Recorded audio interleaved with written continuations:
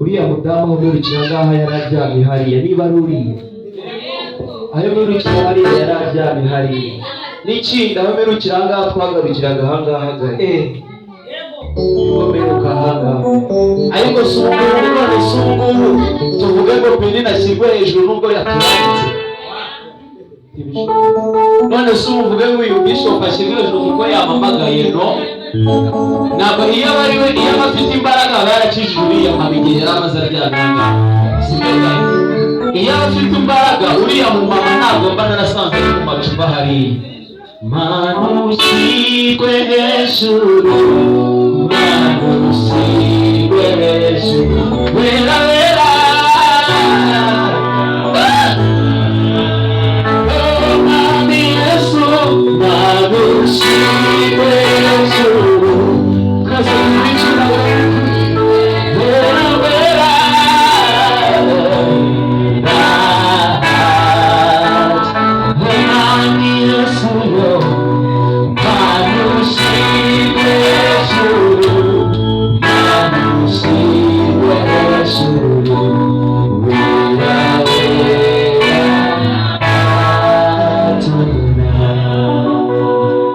mama nukuri Imana ikomeze kukongera iminsi yo kubaho. Nukuri abatarabonye ukuntu yararyamye hariya, yararyamye hariya, nukuri byari biteye agahinda. Yewe nararebye ndavuga ngo yari nka mama wanjye hari nahitamo, kuko ngewe mu buzima bwanjye nkunda umuntu bita umubyeyi w'umudamu, nubwo yaba ari umukobwa muha agaciro nka mama wanjye, nubwo naba muruta.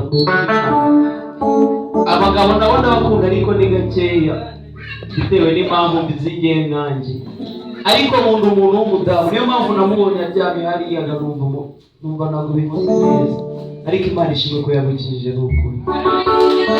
Imana ikwiriye kugisha.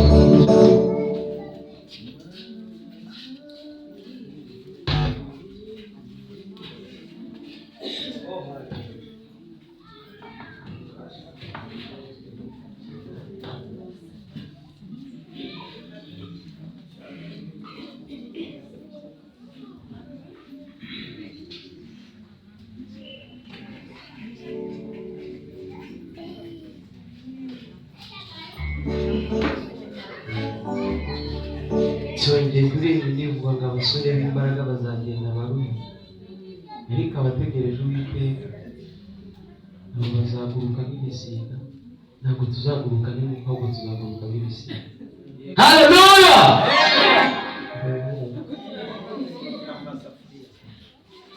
Amen.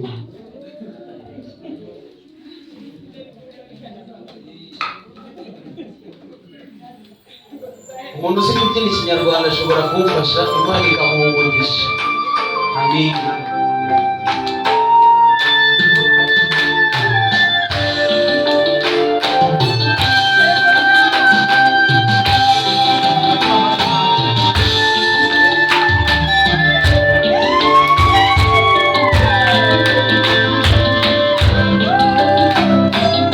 Oh,